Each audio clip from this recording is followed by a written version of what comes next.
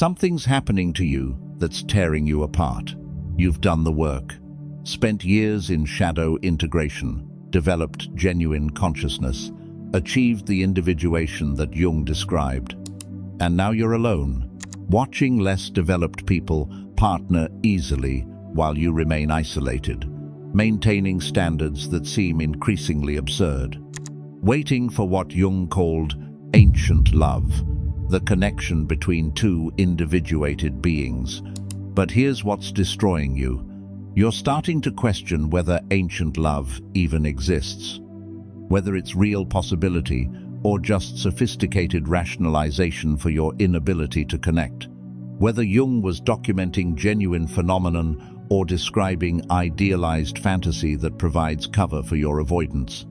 You see people in unconscious relationships that actually work, that provide companionship, intimacy, partnership, while you're alone, telling yourself you're waiting for something higher, something deeper, something that requires equivalent consciousness. But what if that's delusion? What if ancient love is story you tell yourself to avoid facing, that your standards are defensive structure rather than genuine discernment? What if your commitment to waiting is actually fear dressed in spiritual language? What if Jung was wrong, and the consciousness you've developed hasn't made you capable of deeper love, but has actually made you incapable of any love at all? Today, you're going to face the question that every Sophia empath eventually confronts, but most refuse to honestly examine. Is ancient love, divine fact, real possibility that justifies the waiting, the loneliness, the impossible standards? Or is it Sophia delusion, sophisticated defense mechanism that protects you from the vulnerability that all intimate connection requires while making you feel spiritually evolved rather than psychologically defended? Jung documented that his most psychologically developed patients regularly reached crisis point where they questioned everything. Not their shadow work, not their individuation, but the relational implications of that work.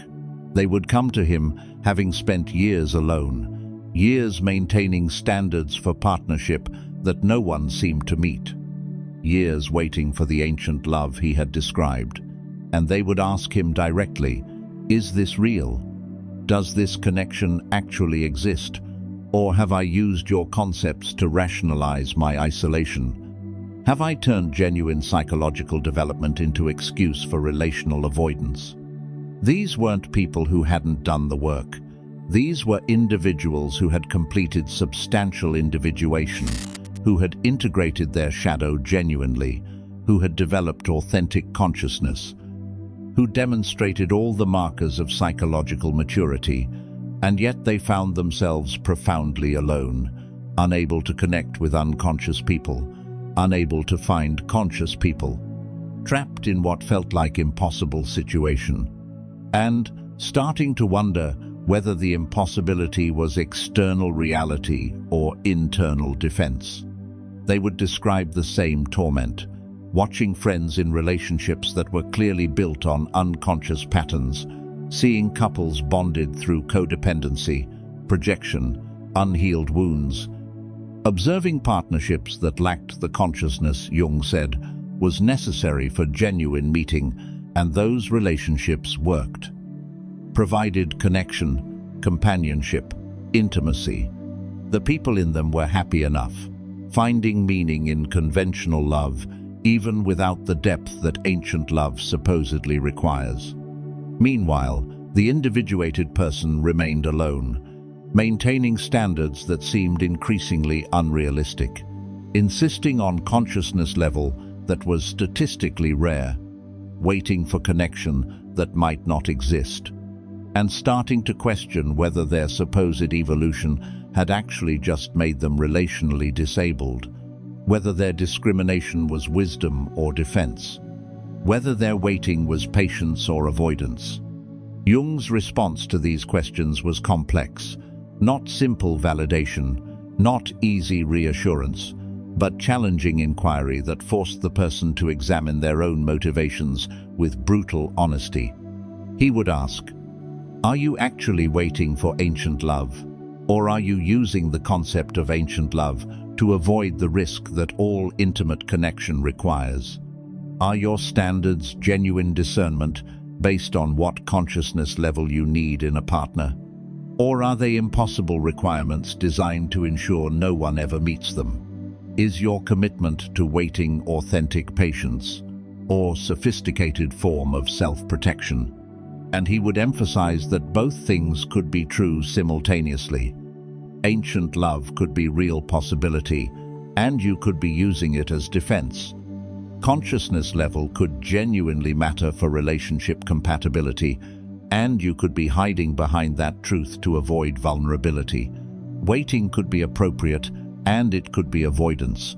The psychological reality isn't either or, is both and. And the work is distinguishing which aspects are genuine and which are defensive. Today, I'm going to reveal Jung's actual position on ancient love, not the romanticized version spiritual communities have created, but his complex, nuanced understanding of both the reality and the potential delusion. What markers distinguish genuine waiting from defensive avoidance? How to know if your standards are discernment or defense?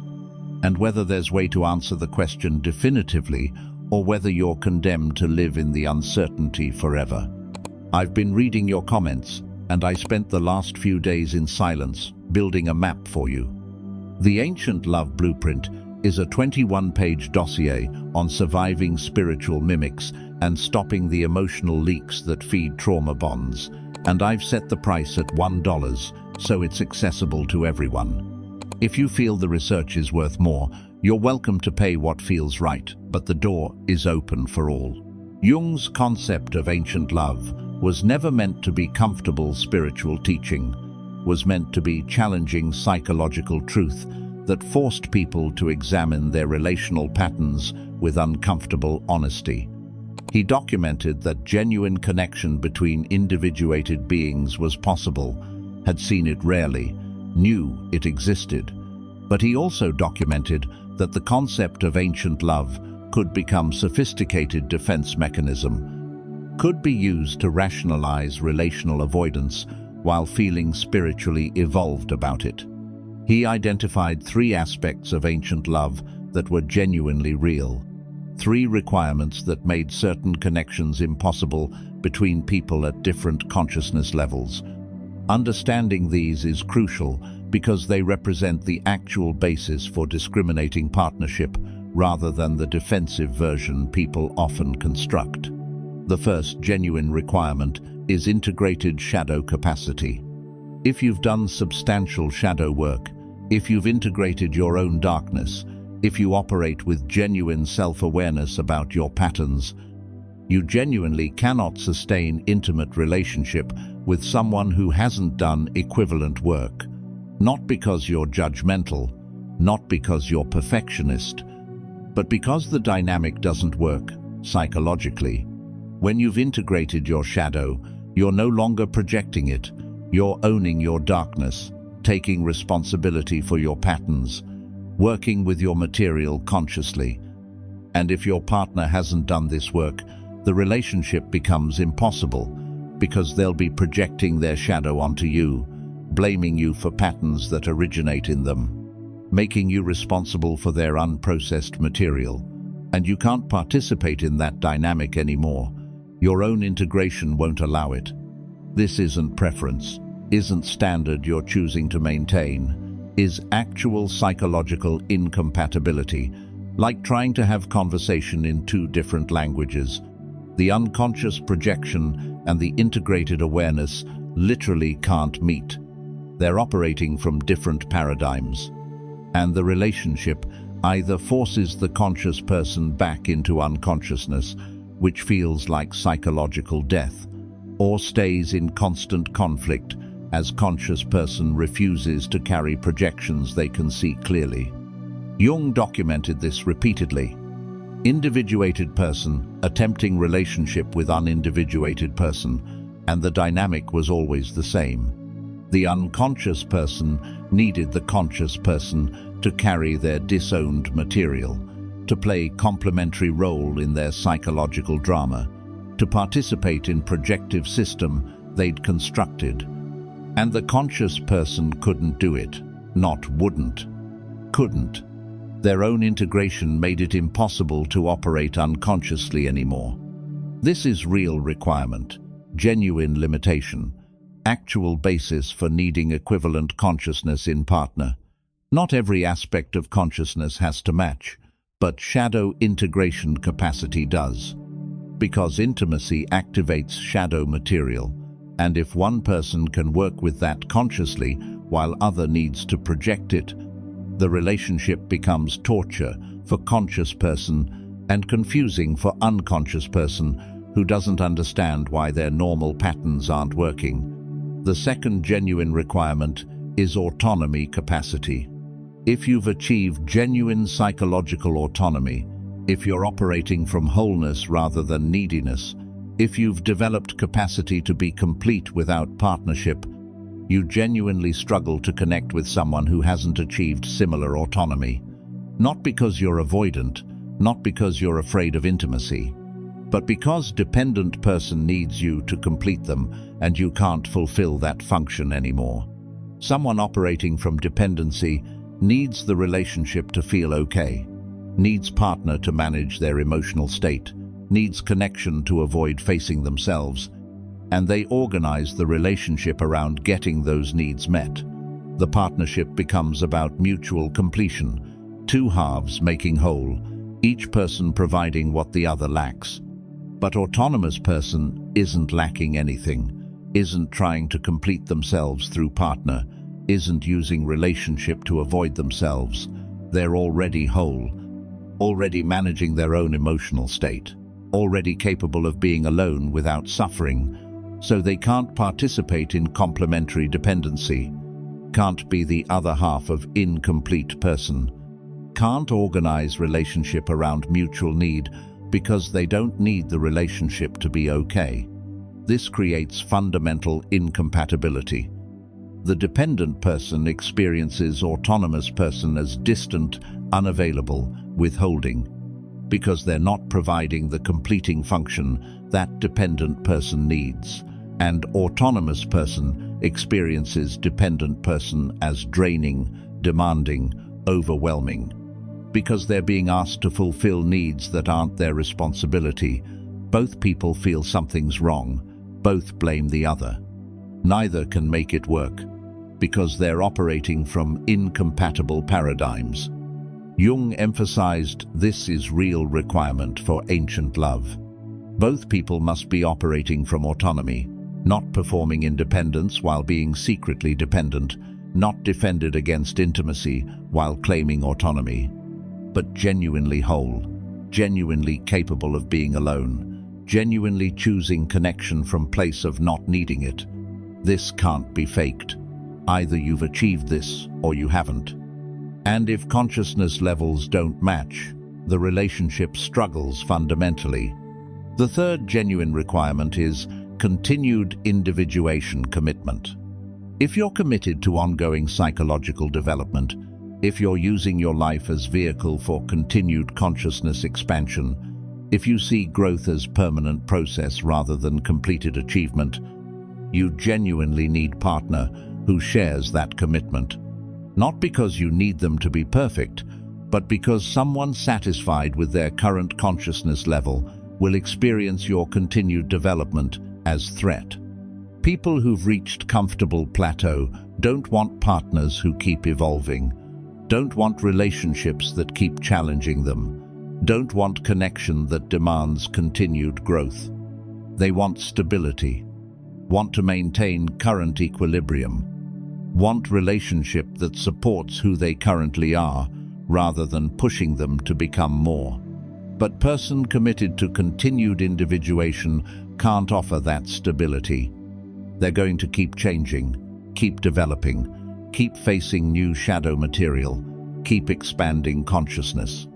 And they need partner who can evolve with them, who sees the relationship itself as crucible for growth, who's willing to have the partnership reconstructed repeatedly as both people continue developing. This is real incompatibility.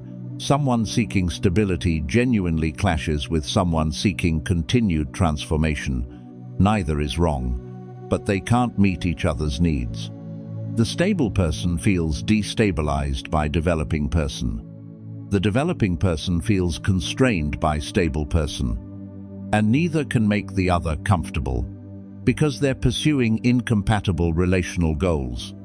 These three requirements, integrated shadow capacity, autonomy capacity, continued individuation commitment, these are genuinely real. These do create actual incompatibility when consciousness levels don't match. Jung documented this extensively. These aren't standards you're choosing. These are psychological realities that emerge from your own development, and they do legitimately limit your relational options. This much of ancient love concept is fact, not delusion. But Jung also documented how these genuine requirements could be corrupted into defense mechanisms, how real discernment could become impossible standards, how legitimate needs could transform into sophisticated avoidance. And this is where the delusion aspect enters, where genuine ancient love concept gets used to rationalize patterns that are actually about fear rather than consciousness. Here's where Jung got brutal in his questioning. He would challenge his patients to examine whether their standards were appropriate or excessive, whether they were discriminating or defending, whether they were waiting or avoiding. And he identified specific markers that distinguished genuine discernment from defensive impossibility. The first marker is flexibility versus rigidity. Genuine discernment has flexibility. You know what's essential: shadow integration capacity, autonomy, continued growth commitment, but you're flexible about everything else. You don't require specific consciousness framework. Don't demand particular psychological language. Don't insist on perfect matching of development level. You can recognize genuine integration even when it's expressed differently than yours. Can see real autonomy even when it looks different from your version. Can perceive authentic growth commitment even when it takes different forms. But defensive standards are rigid, require exact matching, demand specific expressions of consciousness, insist on particular frameworks or language, won't recognize development that doesn't look identical to your own, create endless requirements that keep expanding whenever someone gets close to meeting them. The standards aren't based on essential compatibility, they're based on maintaining impossibility, on ensuring no one ever fully qualifies. Jung would ask, can you recognize genuine shadow integration in someone who doesn't use psychological language? Can you see real autonomy in someone who hasn't read Jung? Can you perceive authentic growth commitment in someone whose development looks different from yours? If not, your standards might be defensive, might be designed to exclude rather than discern. The second marker is opening versus closing. Genuine discernment makes you more open over time, not less discriminating, but more capable of recognizing development in diverse forms, more able to see consciousness expressed differently than you expected, more willing to explore connection with someone who meets essential requirements, even if they don't match your ideal image. But defensive standards make you more closed over time, more rigid about requirements, more narrow in what you'll accept, more quick to eliminate possibilities. Every disappointment makes you add another requirement. Every failed connection makes you more certain no one qualifies. Your list of necessary qualities keeps expanding. Your willingness to actually explore relationship keeps contracting, and you tell yourself, this is wisdom, is learned discernment. But it's actually progressive closing that uses each experience to justify further protection. Jung would ask, are you more open to possibility than you were 5 years ago, or more closed? Have your experiences made you more capable of recognizing genuine development, or more certain that no one meets your standards? Are you using ancient love as doorway to deeper connection, or as wall against all connection? The third marker is vulnerability versus safety. Genuine ancient love requires profound vulnerability. Yes, with someone conscious enough to hold it, but vulnerability nonetheless. Opening completely, risking deeply, allowing yourself to be truly seen. Genuine waiting for ancient love maintains your capacity for this vulnerability. You remain open, remain soft, remain able to risk even after disappointments, because you know that ancient love, if it comes, will require you to open completely. But defensive use of ancient love creates increasing invulnerability. Each disappointment becomes reason to protect more. Each failed connection becomes evidence that opening is dangerous. Each person who doesn't meet standards becomes proof that no one can be trusted with your depths. You become progressively more defended, more shut down, more protected, and you tell yourself, this is wisdom, is appropriate boundary setting, is learned caution, but it's actually progressive closing that will make ancient love impossible, even if perfect match appears. Because you've lost capacity to risk that ancient love requires. Jung would ask, are you still capable of profound vulnerability, or have years of waiting made you defended? If your ancient love appeared tomorrow, could you actually open to them? Or have you become so protected that even perfect match couldn't reach you? Are you maintaining capacity for deep intimacy, or constructing fortress that no one can penetrate? Here's what Jung understood that most people miss. The question, is ancient love real or delusion? Can't be answered theoretically, can only be answered through brutal self-examination. Because for some people, in some cases, it's real, genuine waiting for actual possibility based on legitimate requirements. But for others, in other cases, it's delusion, sophisticated defense using real concepts to rationalize avoidance. And the most difficult truth? You can't trust your own assessment, can't rely on your own perception to determine which it is. Because if it's defensive, the defense is specifically designed to look like wisdom, to feel like appropriate discernment, to seem like genuine requirements. The whole function of sophisticated defense is making avoidance look like evolution, making fear look like consciousness, making protection look like patience. So, Jung offered different question, not, is ancient love real? But, am I still capable of it? Not, do my standards serve me? But, am I becoming more open or more closed? Not, should I wait? But, am I waiting in a way that maintains my capacity for vulnerability or in a way that progressively protects me from all risk? Because if ancient love is real for you, if you're genuinely waiting rather than defending, you should be becoming more capable of connection over time, not less. More able to recognize consciousness in diverse forms, not more rigid about specific expressions, more willing to risk vulnerability, not more defended against all opening. The waiting should be developing your capacity for eventual connection, not destroying it. But if ancient love has become delusion, if you're using it defensively, you're becoming less capable over time, more closed, more rigid, more defended, more impossible to reach. And the person you're claiming to wait for, even if they appeared, couldn't connect with you. Because you've used the waiting to build fortress that protects you completely. From unconscious people, yes, but also from conscious ones. From danger, yes, but also from possibility. Jung documented both patterns, people who genuinely waited and maintained their capacity and eventually found ancient love, and people who claimed to wait while actually defending and became progressively more isolated despite using consciousness language to explain it. The difference wasn't in the concepts they used. Both talked about ancient love. Both referenced genuine requirements. Both seemed to be maintaining legitimate standards. The difference was in the trajectory.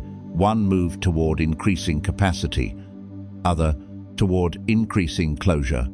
If you're Sophia empath questioning whether ancient love is real or whether you're deluding yourself, Jung would tell you to look at your trajectory, not at your standards, not at your concepts. At your actual pattern over time. Are you more open than you were 5 years ago, or more closed? Are your standards helping you recognize possibility, or ensuring you never find it? Is your waiting developing your capacity for vulnerability, or destroying it? Is your discrimination serving eventual connection, or preventing all connection while feeling wise about it?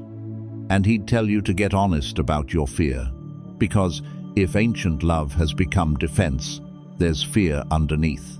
Fear of being hurt, fear of being disappointed again, fear of opening and being rejected, fear of risking and being betrayed. Valid fears, real fears, but fears nonetheless, and those fears are using ancient love concept as cover, making you think you're waiting wisely when you're actually hiding safely. This doesn't mean you should abandon your standards. Doesn't mean you should settle for unconscious connection. The genuine requirements are real, but it means examining whether your specific expression of those requirements is about consciousness compatibility or about fear avoidance. Whether you're discriminating or defending, whether you're waiting or hiding. And Jung would tell you that only way to know is to test it, not theoretically, practically. By actually attempting connection with someone who meets the essential requirements, even if they don't match your ideal image. By risking vulnerability, even when you're scared. By opening even after disappointments. Because if ancient love is real for you, you can do this. Can maintain discernment while remaining open. Can hold standards while staying vulnerable. Can wait without becoming closed. But if ancient love has become defense, you can't. Can't risk, can't open, can't attempt connection, because every fiber of your being is organized around protection. And the ancient love story is just sophisticated explanation for why you're staying safe, for why you're avoiding vulnerability, for why you're never actually trying, because anyone who comes close never quite meets the ever-expanding requirements. Here's the most brutal truth Jung documented. Some people who think they're waiting for ancient love are actually waiting for perfect safety, for person who will require no risk, for connection that involves no vulnerability, for intimacy that demands no opening. And they're using consciousness requirements as way to ensure they never find that person, because that person doesn't exist. Genuine intimacy always requires risk. Real connection always demands vulnerability. Ancient love, more than any other form, because it's between two people who can see clearly, who can hurt each other deeply, precisely because they understand each other so well. If you're waiting for ancient love that doesn't require you to risk anything, you're waiting for delusion, for fantasy that protects you from reality of what all intimate connection demands. And you can wait forever for that, can maintain those standards eternally, can keep yourself perfectly safe indefinitely, but you're not waiting for ancient love. You're avoiding all love while using sophisticated language to deny that's what you're doing. But if you're willing to risk, if you're maintaining your capacity for vulnerability, if you're becoming more open rather than more closed, if your standards are flexible enough to recognize consciousness in diverse forms, then maybe ancient love is real for you. Maybe you're genuinely waiting rather than defending. Maybe your loneliness serves eventual connection rather than preventing all connection. Maybe your discrimination will allow you to recognize your match when they appear, rather than eliminate them for not matching impossible ideal. Jung couldn't tell you which is true, couldn't determine from outside whether your ancient love is fact or delusion, Only you can answer that. Through honest self-examination, through tracking your trajectory over time, through testing whether you're still capable of vulnerability or have become defended against all opening, through examining whether your standards serve connection or prevent it, through getting brutally honest about whether you're waiting in hope or hiding in fear, and if you discover it's become delusion, if you realize you're using ancient love to defend rather than discern, Jung wouldn't tell you to settle for unconscious relationship, would tell you to do the deeper work, to face the fear that's underneath the defense, to examine what you're actually protecting yourself from, to work with the wounds that have made vulnerability feel too dangerous, to rebuild your capacity for risk before it's too late. Because ancient love might be real. The connection between two individuated beings might be possible. The requirements for shadow integration, autonomy, and continued growth might be legitimate. But none of that matters if you've become incapable of the vulnerability that any version of love requires. If you've used the concept to close yourself off so completely that even perfect match couldn't reach you. If your waiting has become fortress rather than doorway, the question isn't whether ancient love exists in theory. The question is whether you're still capable of it in practice, whether your years of waiting have prepared you for it or protected you from it, whether your standards will help you recognize it or ensure you never find it, whether you're genuinely open to rare possibility or hiding from all possibility while feeling evolved about it. Only you can answer that. And the answer isn't in your concepts, isn't in your understanding of Jung, isn't in your ability to articulate requirements. The answer is in your trajectory, in whether you're opening or closing, in whether you're capable of risking or have become incapable of it, in whether you're waiting in a way that maintains possibility or waiting in a way that eliminates it. Divine fact or Sophia delusion. Both are possible, both are real, and which one is true for you depends not on the concepts you're using, but on the pattern you're living. On whether ancient love serves your evolution toward connection or rationalizes your retreat from it. On whether you're growing toward eventual intimacy or growing away from all intimacy while telling yourself a sophisticated story about why you're still alone. Face that question honestly. Look at your actual trajectory without the protective story. Examine whether you're becoming more capable or less capable of the vulnerability that ancient love would require. And let the answer determine not whether you maintain standards, but whether you need to do deeper work on what's preventing you from risking even when someone meets the legitimate requirements.